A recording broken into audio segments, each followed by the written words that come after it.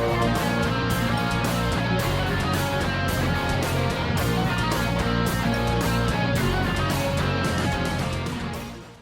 everybody, this is Jordan Gibson. I play Dark Star on Super Knocked Up, the web series, and you're listening to GenreTainment.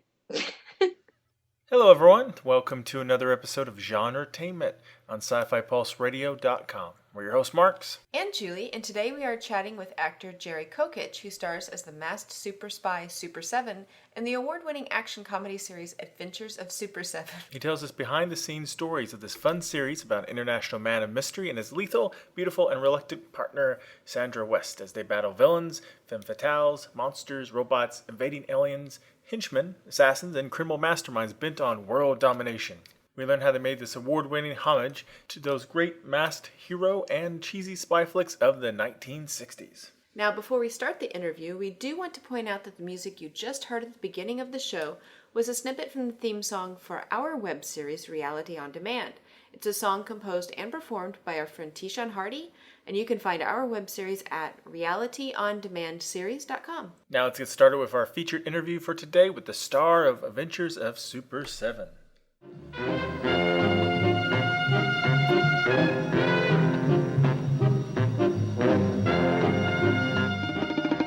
Well, you're listening to GenreTainment, and this is Marx and Julie, and today we're speaking to one of the stars of the action comedy web series Adventures of Super7, Jerry Kokich. Welcome to the show, Jerry, and can you tell us a little bit about the Adventures of Super7 and the character you play? I'd be happy to. The Adventures of Super7 is a really tongue-in-cheek action-adventure show that pays homage to some of the great spy shows of the 1960s. Get Smart, The Man from U.N.C.L.E., the great 007 takeoff movies like the Matt Helm series and Our Man Flint. We don't take ourselves very seriously at all, and someone described another series as straight-faced absurdity, and we've decided to adopt that as a description of ours. I like that. That's a good one. Yeah, it's well, because we it's funny, we don't take the series very seriously, but like the characters take ourselves very seriously, without getting into like some long dissertation about the essence of comedy. One of my favorite comedians is Peter Sellers in the Pink Panther movies, and he took himself as a policeman incredibly seriously. He was the best detective on the force, and it made things around him absolutely hilarious. Mm-hmm. And I try to do a lot of that with Super7. The character himself is a masked, costumed super spy, because we all know the best way to conduct espionage is to make yourself brightly colored. Yeah. And stand out against the background. So that in itself sort of makes it a little bit wacky. So I try to take myself extremely seriously, even in the wackiest of circumstances, and it seems to be working. We picked up a couple of awards last year, which surprised the heck out of all of us, especially the one, and I'm not bragging, it surprises me that I got an outstanding award for acting, because I'm thinking, I'm not really acting. This isn't Pinter or, Ibsen. I'm just out there being me, which is kind of weird. Well, congratulations. Thank you. It was so strange to hear my name. I'm almost like, oh, that sounds like my name. Oh, God, it is. But Super7 is a masked super spy. I work for them, a super secret organization fighting the forces of evil around the world. Organizations such as they, us, we, them, our, theirs. And my cohort, sometimes partner, freelance agent, Sandra West, used to be a member of them, but decided she needed more money. And so she freelances with anyone who will pay her, sometimes putting her on my side of the law and sometimes putting her on the other side. And invariably, I must go rescue her from some strange predicament she's put herself in, or being kidnapped by a 51-foot-tall robot gorilla. I hate when that happens. Oh, I know. It ruins your hair. And I know. But that was actually how we ended our last season. We had a cliffhanger where poor Sandra West was kidnapped and taken away by Gorbot, a gorilla robot. It took us a long time to figure out that name. Okay, that's great. The other alternative was Rorilla, which was not going to be good. That sounds very Scooby-Doo. Rorilla. Very Astro from the So there you have, the basic outline of who I am. Again, without patting Super7 on the back, he is a man of many talents. He speaks several languages, has acquired a number of hit singles. He has some best-selling gold records. He has been a movie star. He is a mixed martial arts master, has a patent, has written several books, is a Nobel Prize winner, has helped many research scientists with esoteric questions about physics and theoretical mathematics. Just your normal, everyday costume super spy. Yeah, and it led to some. Marx and I were watching it, and we were kind of laughing. I'm like, wait, is that them or they? Wait, is them good or them bad? And we're like, no, you're thinking of they. And then we were just like, what a crazy conversation. And finally I was like, are we really having this conversation? It sounds like some of our dialogue. I mean, I was seriously asking questions about, okay, is them that, they that? And he's like, are we really having this conversation? Because I'm hoping not. Now, when you say we, do you mean worldwide evil, or we as in us, not United Spies, but us as in we? You see how this can get confusing? This is worse than Who's on First, Oh, believe me, that's one of our. We use that as a touchstone. If we could ever approach anything as brilliant as that comedy, we'd die happy. Oh yeah, that is great. Now, you did mention that it is definitely a throwback to the old school spy action and how your character really embodies that retro feel. So you said that, obviously you did it well. You won an award. How did you prepare yourself for playing this type of character? Or did you? Well, in a way, I've been preparing myself since I was like 8. We've all, we all grew up watching Matt Helm and Armand Flint and Get Smart and F Troop and all these wonderful TV shows. And, it's that 1960s way of thinking about comedy that's, this combination of wit and silliness. And, I was a ballet dancer for 18 years, and I've been a performer all my life, and I've been, an actor and musical comedy, all that kind of stuff. So, and my parents were both in the theater. So performing has always been there. But I've always gravitated towards the more fun kind of performing. I, completely appreciate Shakespeare and, the darker aspects of acting that you might get in David Fincher films or, Ibsen or Pinter or, Iceman Cometh, all that kind of stuff. But I've always wanted to have more fun than that. Sometimes that kind of acting can be extremely emotionally draining. Rewarding, but very, very difficult. And I like to have more fun. So, the way I kind of prepared was remembering all those wonderful shows that I watched as a kid, the Thunderbirds, Captain Scarlet, the Super Argo movies, which is where Scott got the inspiration for the costume itself. My costume looks, very much like Super Argo, who was another masked super spy, dressed brightly colored. And one of the first movies that Scott, said, go back and check this out when we were first working on Super7 was the Super Argo series. Because here's an actor who took the character very seriously. And they were much more dramatic films than ours, but there was always that tongue-in-cheek view of things. I am a masked super spy, but, I'm in this kind of situation where it is kind of ridiculous. So, those were the ways that I prepared for things. And also the fact that Scott writes so well, it's a lot of the time all I have to do is just, say my lines, not bump into the furniture, and, it kind of works. Now, you mentioned the costume. Is that a tough costume to get in and out of? Actually, it is. I would think so. It's, I was very fortunate. I found a website called spandexman.com.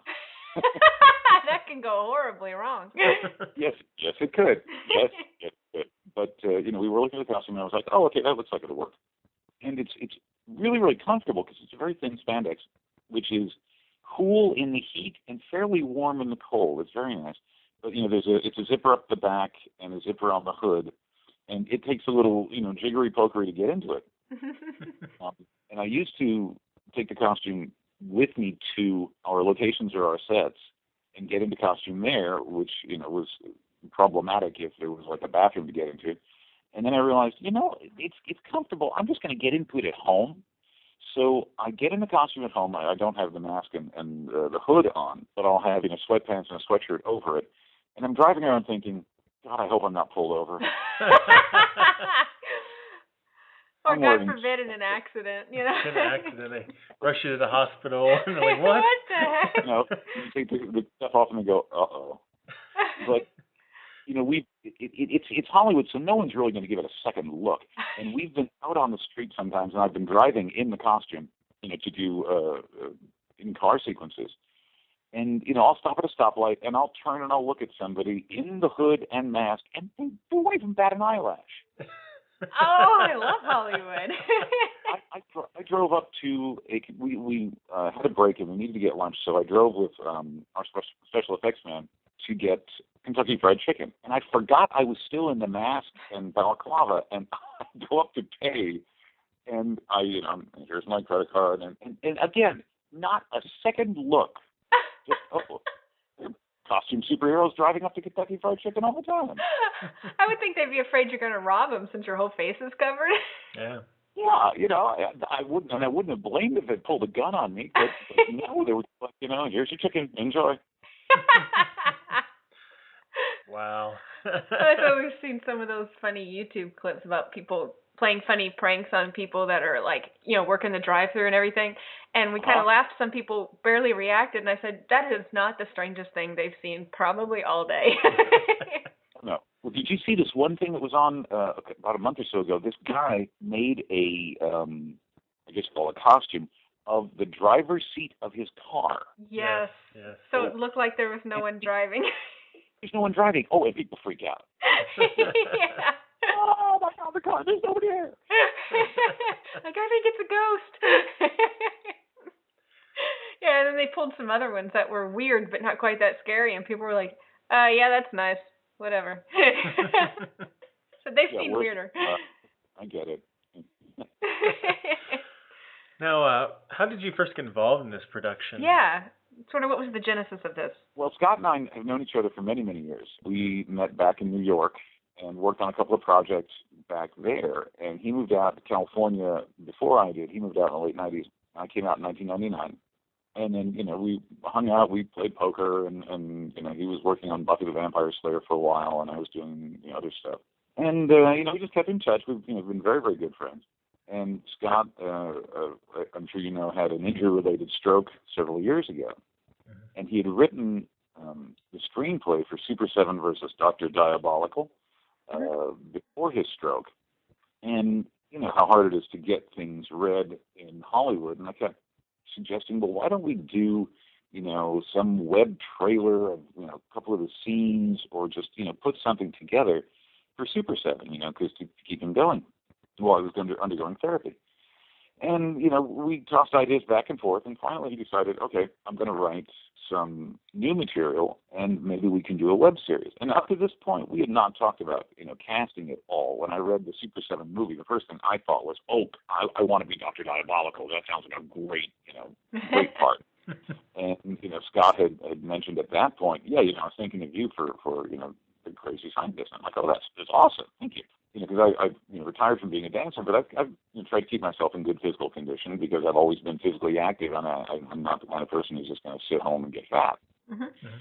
But it never occurred to me that I would wind up doing this. And one day we're at lunch, and we're talking about doing the Super7 thing, because we had done the 60-second film school parodies up until that point. We had done 3 of them. We were always joking about how Hollywood tries to make things so complex, and they're not. And we did 60-second film school, how to be a director, how to be a producer, how to be a fight choreographer. And so we're talking about Super7, and he just, without even missing a beat, we're talking about something else. He goes, and you'll be Super7. And then I'm like, what? I'm sorry, can we hit rewind and play that back again? And he goes, yeah, you'll be Super7. And that was that. I was like, okay. So he was smart. He didn't give you a chance. He didn't give you a choice. He gave you a chance to back out. He's like, yeah, that's how it's going to be. Okay. He didn't, do you want to do Super7? Or I've been thinking about you to do Super7. Can we do test footage or what? It's like, just, you'll be Super7.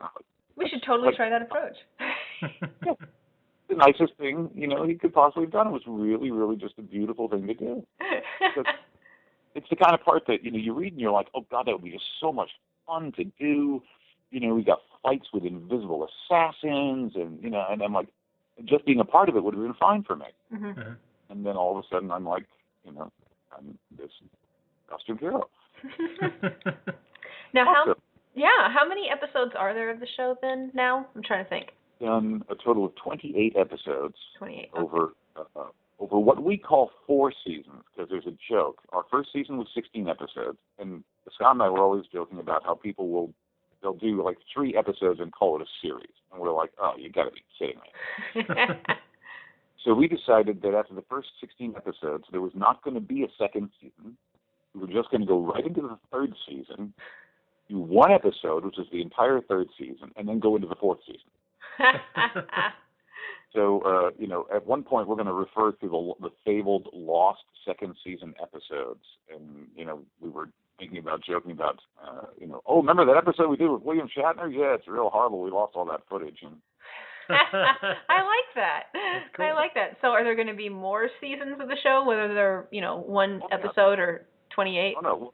Well, right now what we're doing, Scott has cut the first season into a feature film. One of our friends, Scott Leva, who's an Oscar winner for some of his special effects work. He's a fight choreographer who invented an air ram to launch actors into the air, and he won an Oscar for that. Oh, yeah. Fun. Yeah, he authored our DVDs, and so he's putting the feature film together. And Scott just wrote an episode for our new season. The first episode is Heads You Win, Tails You Die. So we have plans for several episodes, including a few one-offs. There'll be some that are in the Super7 storyline and that might be part of a continuing storyline.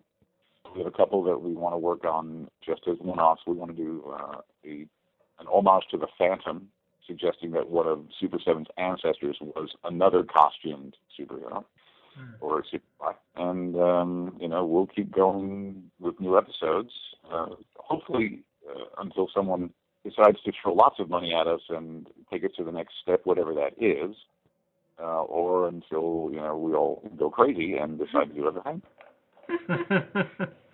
Do you have any... With a action comedy, I imagine there's some funny stories on No, this set. seems like a very serious project. I doubt they have any funny stories.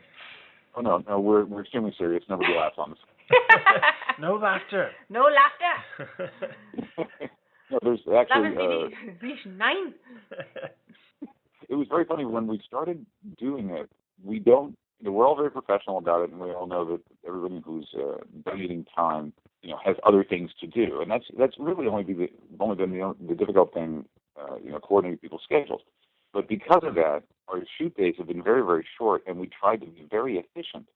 And when Scott was putting together the first blooper reel, he realized that we didn't have a whole lot of bloopers in the first 4 episodes because no one was trying to screw things up or do, jokey things on the set because we didn't have time.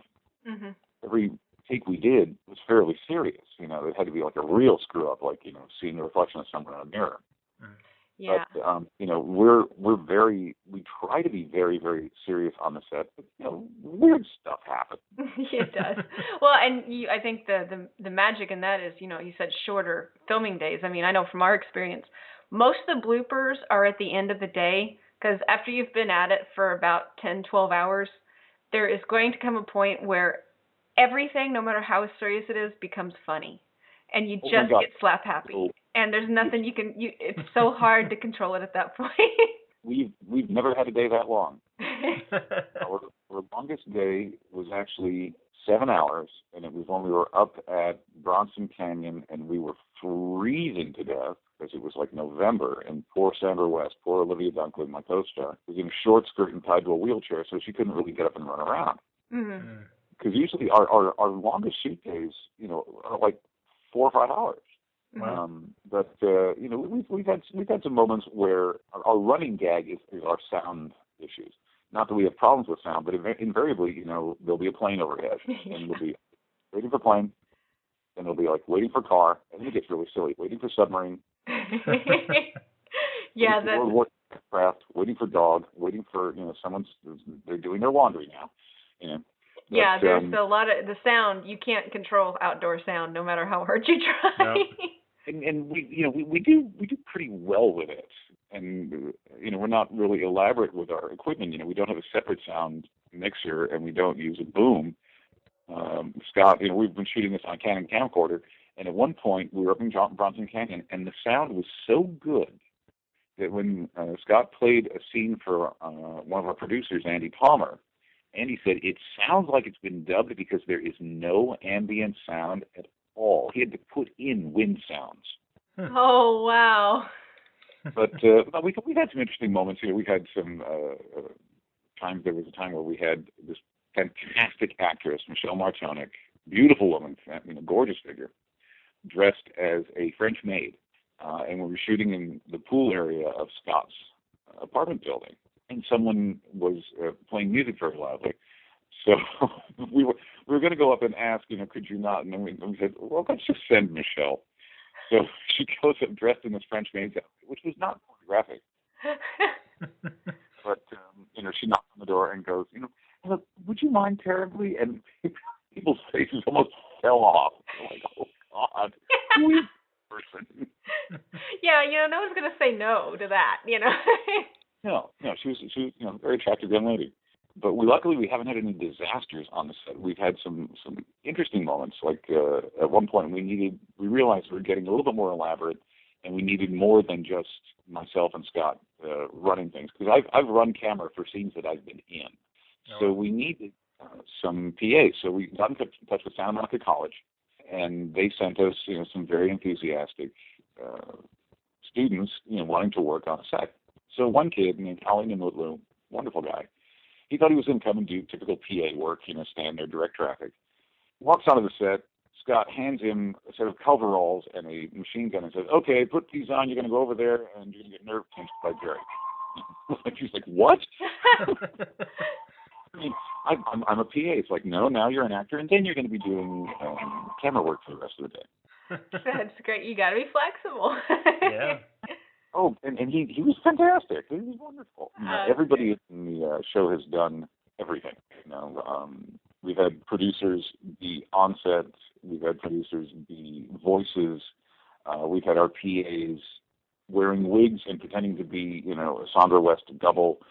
It's, That's great. Great times. Now, was there... Oh, sorry. No, go ahead. I was going to ask, is there a favorite episode or a favorite scene that you have that you were involved in?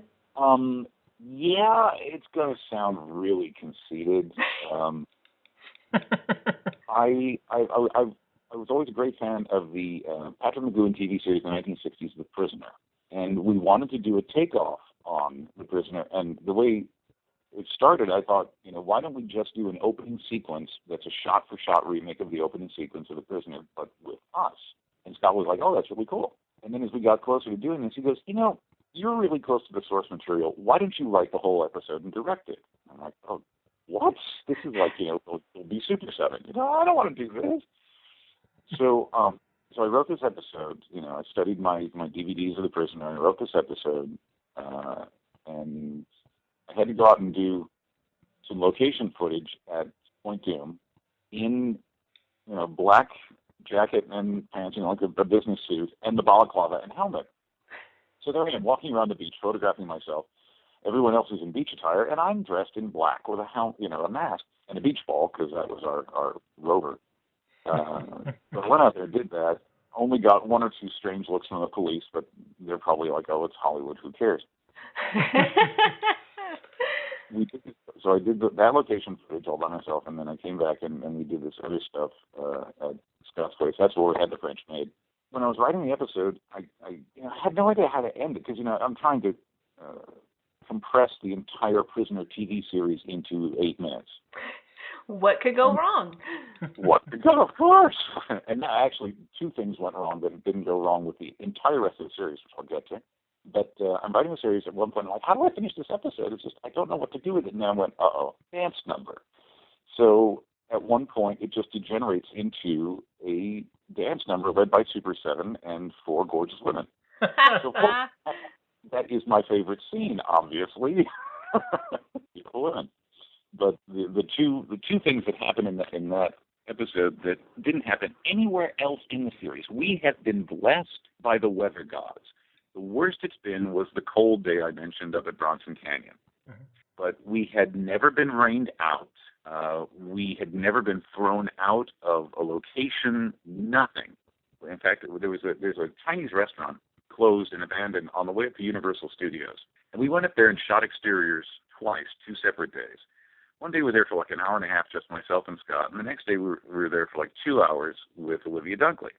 And, nobody bothered us, and it's right down the hill from the entrance to Universal Studios. There's traffic going by all the time. At one point, this cab just drives slowly through the shot. Not stopping, just drove through. But, we didn't get thrown out of there. And a friend of ours went up and tried to use the same location. 5 minutes after he was there, they threw him out. So we were very lucky until we're shooting my homage episode to The Prisoner. First day, I had these actors. It rains. So we had to postpone it. I'm like, great. We've been shooting this series for over a year, and the first time it rains is my episode. Thank you very much. Next thing, if you've watched the episodes, you'll see the same parking garage over and over and over again. It's in Scott's building. And no one ever minded, if people were driving in. We've never had elaborate lighting setups. We have like one additional light, and if people drove in, we all scurried like roaches in the light to move things. So after we finished shooting this episode, somebody complains and we can't shoot in Scott's parking garage anymore. Oh, no. So the 2 disasters I'm responsible for. Thanks. It's hard not to take that personally. Good going, Super7. Sheesh. Good going, yeah. Brilliant. What next? Our parking garage has changed to Andy Palmer's parking garage. But so that's my favorite episode. Unfortunately, it is the one I wrote and directed, and I'm so sorry. I mean, I had so many other favorite episodes, though. The woman who does my assistant Sparky, Ann Layton, who is a brilliant actress, was just in Gangster Squad. She did an episode of Vegas. She was on Young and the Restless. She's this beautiful redhead who I ran into at a Starbucks because I was writing an episode and I needed a redheaded actress, and she was standing right there. And I turned to her and said, "Excuse me, are you an actress? This is going to sound really tacky, but I'm working on a web series." And every episode I do with her, she is so damn funny. She is one of the most natural comedians you will ever meet. She is hysterical. So, any episode where I get to work with her is, a delight. And Olivia Dunkley and I have known each other for many years. We used to work at Universal together. And one of the most interesting parts and most fun parts of our series are our scenes together, where we have this little interaction, because we decided, and Scott kind of let us go with this, that our characters are divorced. We were married at one point. We had this, banter back and forth, and we sniped at each other. So, the episodes that I do with her are also my favorite episodes. And we've been lucky enough to have some really wonderful guest artists come in. We've had gorgeous women like Michelle Martonic and Elena Gardasevich and Kelly Delson, and just these wonderful people. And I've had some great fight scenes with Andy Palmer. He was the first one that I had a fight scene with. And our recurring villainess, Michelle Gonzalez, who is just one of those multi-talented people you cannot stand. She's beautiful. She's a wonderful actress. The first day on the set, she had one scene. She came with 7 different changes of costume. She said, "I didn't know what you would like." She's a martial artist. She's a gymnast. She's a stunt woman. She is a trained operatic soprano. She plays the violin. Scary. So she's Superseven in real life. She really is. I mean, she can do all this stuff. She speaks 4 languages. And we had one episode, and that was another fun episode, where I got to speak French. She got to speak German and Italian. And that was another fun episode to do. But, I've been so fortunate to work with all these wonderful people, some fantastic stuntmen who make me look like I actually know what I'm doing, that even though I have one special favorite episode, the rest are my favorites as well. We've had such a great friggin' time to do this. I mean, I did a scene in a space capsule. How could you not love this stuff? Yeah. Now, you have obviously a lot of acting experience and, like you said, been in the performing arts pretty much your whole life. Are there any, whether it's specific for web series or just in general, any advice, like big do's or don'ts for any actors and upcoming actors out there? I think the biggest thing that Scott and I are both concerned about, and my friend TJ Glenn, who's a wonderful writer back in New York, is that people waste time. We got on a rhythm in our first season where we would shoot an episode on Tuesday and it would be up on YouTube by that Friday. You know, so many actors and writers and directors and producers who put roadblocks in front of themselves that they don't need to do. I had this one very talented friend. He came up with an idea for a web series, and it was very funny, and he's a great comedian, and he found, a good set. It was set in a high school. He's going to be able to shoot on the weekends and all that kind of stuff. In the time that we shot 16 episodes, put out a DVD, and got awards, he had shot 1 minute of an Indiegogo pitch for financing. Oh, wow. Wow. And the only reason was that he got bogged down in all these unnecessary details. I need to use the red camera. I need to use this. It's like, no, just do it. I wrote an article on no-budget filmmaking, and the gist of the article is if you've got an iPhone or any smartphone, you have everything you need to make a web series. And there's no reason to not do it, because these days, pictures and resumes, we still have those, but your calling card in the industry is going to be something that people can click on and watch. And a web series can be seen all over the world. We have fans in Germany and Argentina and China simply because of YouTube. And so my big advice to any actor, producer, creative person these days is don't let anything slow you down. If you've got a project, do it. Write it, film it. Digital footage is free. If you don't like it, you can delete it. Nobody knows. If it's good, you stick it on YouTube, and you might be the next Gundam-style video and get 1 million views in 2 days, and you've got a feature film contract. So, wouldn't that be great? Yes. And it happens. It really happens. But it only happens for those people who get off their butts and do it. I mean, look at Scott. Scott is in a wheelchair. He has written, directed, edited, choreographed fight scenes. He taught Olivia Dunkley how to fight with a sword from his wheelchair. And, I know people who are fully functional and take 6 months to do 30 seconds worth of work. It's like, no. Get off your butt. Do it. That's very good advice. Yes, for sure. Well, what do you think of the web series format? I mean, do you think is the future? Was it an adjustment? I don't know what other formats you've acted in before, but is it a kind of adjustment compared to film or 1 hour TV? The nuts and bolts of putting it together are different from like a feature film, but only very slightly. You're on camera. You're still dealing with all the lighting and angles and sound and all that kind of stuff. I think web series are brilliant. Right now, it's at the point where there are so many, it's hard to weed through them. Mm-hmm. But it's a very democratic, grassroots way of getting creative possibilities into the hands of people who might normally not have them. Since in the days of film, I shot stuff on film, and I'm like, thank God for digital photography, because instantly if it's worked or not. It's a hell of a lot easier to process and incredibly cheap. Mm-hmm. One cameraman wanted to shoot an episode on 16 millimeter, or Super 8 actually, and it would have cost us like $1,500 just for processing, as opposed to nothing for digital film. Mm-hmm. So I think the web series format is brilliant for people to be able to get their work out there. It's difficult, if you're doing a series that everybody else is doing, you've got to do something different. One of the things that we like to say is that, ours is not a soap opera talking head series. We've had fight sequences, sword fights, chase scenes, women in bikinis. We set a person on fire. We've got high falls.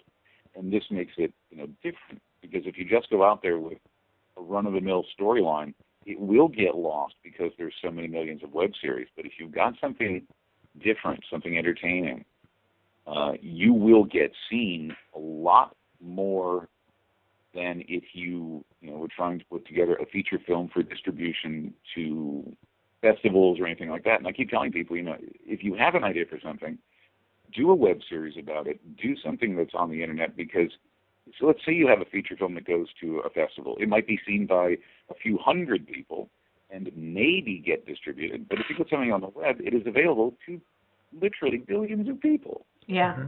Yeah, so what we've talked about before is, we still will do the film festival circuit, but we've backed off because, you pay all this money for the chance that maybe it'll be shown at one film festival one time in front of, a handful of people. Mm-hmm. And then, we can put it up on the web and go, here it is. Anybody wants to check it out? and we've gotten, Scott's gotten offers for our stuff to be shown in England. We've had people from, David Foster is the guy who does a lot of our artwork in Australia. Magnus Sellergan, who's a composer, found us on the web, and he's in Sweden. We found Doug Drexler, one of the guy who does a lot of our special effects, found us by accident. We got an email one day, and he said, "Oh, I found you guys on YouTube, and I love you. I do special effects on computers, and I'd love to help you." And we thought he's just some geek with a computer. And then we researched him, and he won 2 Emmys for Galactica and the Oscar for special effects makeup for Dick Tracy. Yeah. Yeah, we actually know Doug Drexler. We've had him on the show before, so it's pretty cool. It's amazing. He's a big fan of the series. And without the web series, YouTube, Funny or Die options, we never would have found him. We wouldn't have, if we'd gone to a film festival, we never would have found him. Yeah. So all these, it's you have to get seen. You have to get out there. And, the internet's everywhere. Mm-hmm. Yeah, it certainly is more of a leveling field. Mm-hmm. Mm-hmm. For sure. Yeah, there are a lot of stunts and fight scenes. Is all the actors, also have stunt backgrounds, or how does that work? How long does it take to choreograph some of those fights? Well, Scott's very efficient about that. Usually we try to work to our actors' strengths. One of the pitfalls of writing something is if you write something grandiose, if you need a 747, now you got to go find a 747. But if you go, okay, what have I got? I'll write to that. And, he'll think of, oh, okay, I know these actors and I know these actors and I can write to their strengths. And, I was a dancer and a martial artist and I've done, stunts, so I have that background. Olivia Dunkley was a dancer. She's a belly dancer, by the way, and fantastic. So she has, the body coordination that you can adapt to fight scenes. She learned to do fight scenes with Michelle Gonzalez, who's a martial artist. And, Scott taught her some stuff and she picked it up very quickly. Andy Palmer has been, a stuntman in the industry for many, many years, and he's always bringing in people who are, professional stunt people. We did one episode up with Bob Yerke. Bob Yerke's been doing stunts for Hollywood for many, many years. He used to do Circus of the Stars, and so his backyard looks like a circus. He's got, trampolines and high wires and high falls. And we got together a group of professional stuntmen who just, knew Scott Leva and knew Scott Rhodes, and we said, we'd love to use you for this. And they're like, oh, yeah, this sounds like a lot of fun. So, we try and get as many people as possible who really know their stuff because, we have no budget to pay people. We have, we need to take care of people. We need to know that someone can do something and do it quickly and professionally, so that we don't spend 6 hours, on one stunt. Mm-hmm. I think the time we took was lathering up one guy with the gel that you put on people for fire burns to protect them from being burned.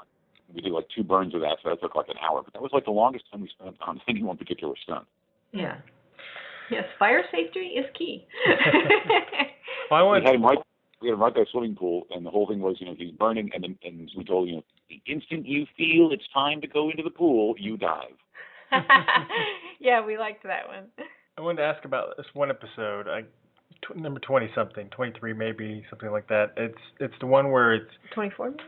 It's like a blend between something else, another show. I imagine it's footage from another show combined with your like they're in a lab and. Yeah, where something's stolen from the lab. Mm-hmm. I was wondering how that was done and where that footage is from. I was kind of curious. Scott has an amazing eclectic collection of films from the 60s and 70s. And he has a wonderful eye for using stock footage. And he's very conscious of the legalities of all the stuff involved. So we only use footage from public domain films.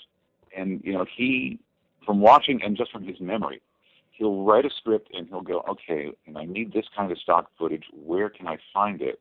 And he will seamlessly integrate shots from obscure movies that you've never heard of in our stuff. And there's and some of it is just, it's really amazing. In the last episode of this past season, there's a scene where Gorbot, played by yours truly, and I can't tell you how happy I was to finally be a gorilla robot. It's everyone's dream. Yes, You know, life is not complete. for years. So there's one section where I pick up a tank, a toy tank, and I toss it off screen. And Scott was very specific. He said, okay, can you hold it this way, and can you turn it at this angle and toss it this way? And at first I was thinking, he's being really picky about this, but, he's the director, so what the heck. And he integrated that with some footage from one of the Japanese monster films where a tank is thrown through the air and crushes a house. Oh. And when you watch it, the angle of the way he had me throw it seamlessly integrates with the angle of the tank flying through the air and crushing this house. That's great. It's amazing. He really is a fantastic editor. And he will do that with all these bits of stock footage. You'll see one of us will punch somebody and another body will go flying away. Or, we'll be in a lab where, I'm holding a gun on, I think it was Dr. Yes at one point. And, I'll be machine gunning him. And then you cut to the stock footage of him being machine gunned. And the angles work. And, the color works. And it's all Scott's knowledge of these obscure films and usage of stock footage. That's pretty cool. That is. It's a creative use of a low budget. I like it. Well, it's funny, on Facebook at one point someone was asking, I need to get some sunset footage. What T-stop shall I use? What filter shall I use? Blah, blah, blah. And I just said, use stock footage. Because there are places on the web you can just type in free stock footage sunset and you'll get thousands of hits. Oh, wow. And then it's done. It's easy. You don't have to worry about it. You download it and you're set. That's some good advice. I like that. Yeah. Well, I like the blending. It was very unique. Yeah. With your stunt background and everyone else's stunt background, how would you suggest for an actor who wants to get into stunt work, how do you break into something like that? Stunt work is actually, it's really hard to get into. For one, you really have to know your stuff, and two, you really have to know people. There are schools where you can learn stunt work, but a lot of it is word of mouth. If you train with the right people, someone will go, oh, yeah, I know so-and-so, and they need this and this and this. And a lot of the times it's how you look, because most of the time stunt work is doubling another actor. So, if you look like Harrison Ford, if you look like Shia LaBeouf, if you look like these people, you have a more of an in to get into it. But, you usually have to have a background either of gymnastics or martial arts, some kind of real physical stuff, football, that kind of thing, in order to take the pounding. And then you have to go to a stunt school to learn the real specific techniques, because it's not just, how tough you are. It's learning stage combat, how to make it look like you're taking a punch. It's learning how to fall properly so that you can do it, 5, 6, 7 times. It's learning how to work off an air ram like Scott Leva's machine, or how to fall into an airbag. But there are stunt schools that you need to do, if someone really wants to do it, stunt schools to go to learn all this stuff. My advice would be, don't do it, become an actor, because it's safer. Yeah, I like how you think. I appreciate stuntmen. My God, they are amazing people. I know the guy who was one of the doubles for Tobey Maguire in Spider-Man shows, and this is the kind of guy who can stand there and do a standing back double summy right in front of you. Wow. Guys are amazing, but it's really freaking dangerous. Yeah. It's terrifying. We've done some things that I have, a couple of times I've said to Scott, I can't do this. I would like to be able to try, but I can't. I'm not that good. My ego says go for it, but reality's saying nah. Actually, there is one funny story. The episode Operation Floor Play, where Sandra and I have this witty repartee as we're having a sword fight. We did it once, and it was the first time we had used a new camera indoors, and the footage did not work. And we spent like 4 or 5 hours, doing this wonderfully choreographed scene that Scott choreographed. And we finished it. We thought it was done. And every day after footage, Scott would call me when he checked on it, saying, oh, the footage looks great, everything's fine. This is a day he called me and goes, oh God, the footage looks awful. We have to do it again. Now I hadn't told him this, and I didn't until we had finished it. But one of the things that terrifies me is fencing. I can fight with a katana or a broadsword or anything like that, but the tiny, pointy, sharp, stabby things, I can fence, but they absolutely terrify me if I'm not wearing a fencer's mask. Right. So you'll poke your eye out. You just imagine it going right in your eye. Yeah. Exactly. So I had gotten home at the end of that day going, oh, thank God that's over with. We don't have to do that ever again. And then I get this phone call, and I'm like, oh, you are kidding me. Even the next day, we had to wait 2 days. So I'm like, shaking my boots. So we had to do the scene again. And again, I have to be Superseven. I fear nothing. I'm completely capable and in control of every situation. And I'm just shaking in my boots through the whole day. So, this is one of those things where I'm like, you want to be a stuntman? Go to acting school. Be an actor. It's safer. Yeah, definitely. Now, for actors who want to be able to do some of their own, fight scenes and things like that, what would you recommend that they learn? Well, now that's something that I do definitely suggest, because in the big stunts, obviously you want the stuntman to do it for two reasons: they're pros, and two, the actor, if the actor gets injured, it can really screw up the production. But learning stage combat is extremely valuable because the way a friend of mine describes it, TJ Glenn, he describes it as, I can teach you how to look like you're being beaten up, but completely safe. Yeah. And that is something that's extremely important because martial artists are trained to inflict damage. Stage combat, you're trained to avoid inflicting damage. So sometimes it's hard to teach a martial artist to do stage combat because it's completely against what he's been trained. Yeah, we've run across that as well. Yeah. Well, I'm sure. Did you have someone actually try and injure you? Well, actually, when Marx and we took a little bit of stage combat, and he has an extensive martial art background. I have some, and we kept going, this is so weird. Like, I'm trying not to hit you. That is, it is difficult. And then there have been some other martial artists that we know that. And you have to telegraph in film when you're not and supposed to telegraph. You're taught in martial arts not to telegraph your next shot. So you just throw it as fast a punch and not telegraph it. And then we're laughing about how we're doing these ridiculous haymakers, and that's what you're supposed to do. And it's a different way of thinking. Exactly. You're describing it exactly the way I describe it to people. In martial arts, you want to hide your intentions. You don't want to make eye contact. You don't want the person to know what you're doing. And in stage combat, everybody has to know exactly what's going on. You make eye contact. You rehearse it. So, and if something goes wrong, you stop. And I teach ballet right now, and we did a production of Peter Pan last year, and I choreographed the fight scenes. And it was so much fun working with these young ballet dancers, teaching them how to pretend fight. They really loved it. They got into it. That sounds great. I always tell actors, it is good to be able to do a fight scene so that they can do some kind of close-ups on you, and you go, ooh, wow, they really can fight. Like Sarah Michelle Gellar was a brown belt in Taekwondo and did some wonderful stage combat in Buffy the Vampire Slayer. Really, it's not bad because most people when they go to the movies or they're watching TV, they don't expect their Scott Conn or Alex O'Loughlin or Lucy Liu to really do the dangerous fight scenes. So they're okay with oh, he didn't do that backflip. I'm fine with that.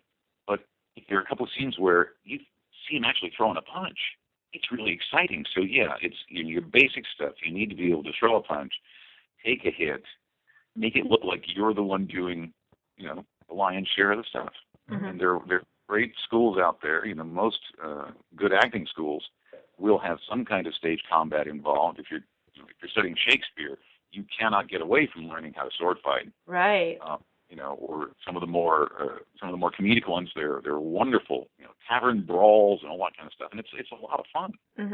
Yeah, that has to be choreographed down to the half beat. I mean, it is similar to dance choreography because it's like you do this, 2, 3, and you actually will be counting out your fight moves as you go. Yeah. Oh yeah, and we'll rehearse it over and over again at like quarter speed and then half speed. Yeah. And we'll like, is everybody on the same page? You know, and I'll tell, you know, if I'm in a fight scene with anybody, I'm like, if there's any moment where you feel something is going wrong, you just step back and say stop, and we are fine with it. Yeah. We don't.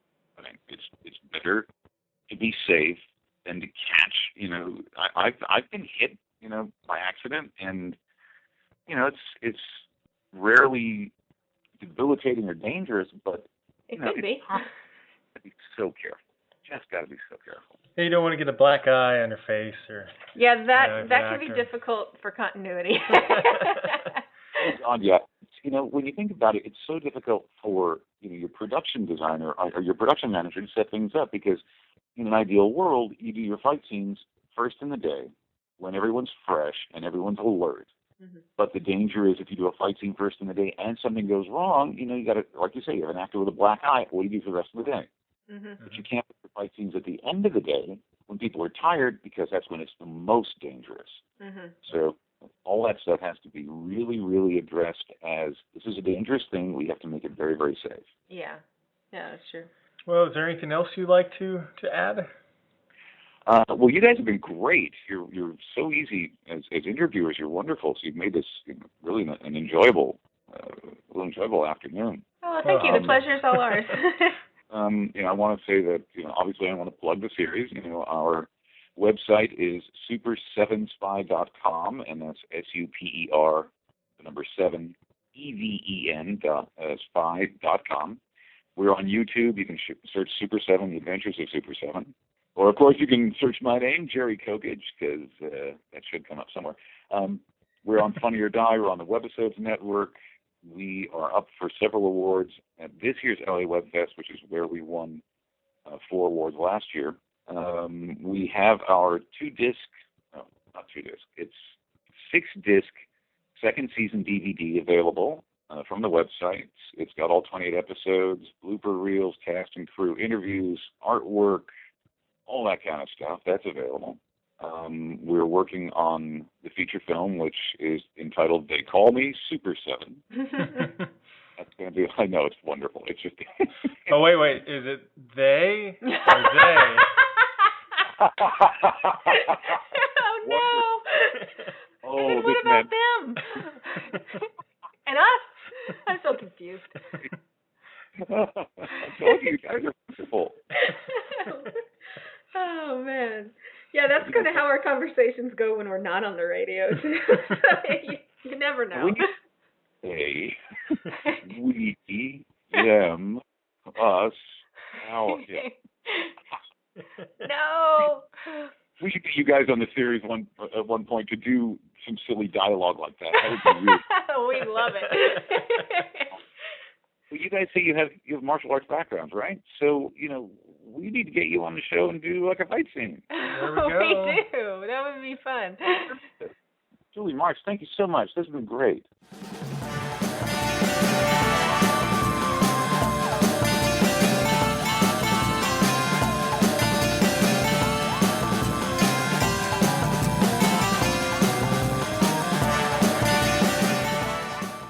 Hi, I'm indie actress Jen Page from Darkness Rising, Geek Seekers, Chop Saki Boom, and more, and you're listening to GenreTainment. Well, thank you to Jerry for taking the time to chat with us, and we wish him luck on Adventures of Super7 and other future projects. So that's it for today's GenreTainment. Check back next week with all new guests from our favorite films, TV shows, novels, and web series. Next week, we have writer Christopher Vogler on the show discussing his international best-selling book, The Writer's Journey, Mythic Structure for Writers. Now, the book explores the relationship between mythology and modern storytelling in a clear, concise style, showing common structural elements found universally in myths, fairy tales, dreams, and movies, to help you become a better writer. And just a few days ago, Marx and Ian spoke with actor and producer Robert Lee Schock in a special crossover episode of GenreTainment and SFP Now. Now, many of you may know him better as Liam Kincaid on Earth Final Conflict, and he talks about his movie in development, God Machine, so feel free to check that episode out as well. And don't forget, you can check out all of our past episodes of GenreTainment in the archives at sci-fi-pulse-radio.com. You can also check out the other great shows on this channel like SFP Now, The Roundtable, and Jeff Trek. GenreTainment will be back right here on this channel next week. And a big thanks from all of us to all of you out there for listening. Until next time.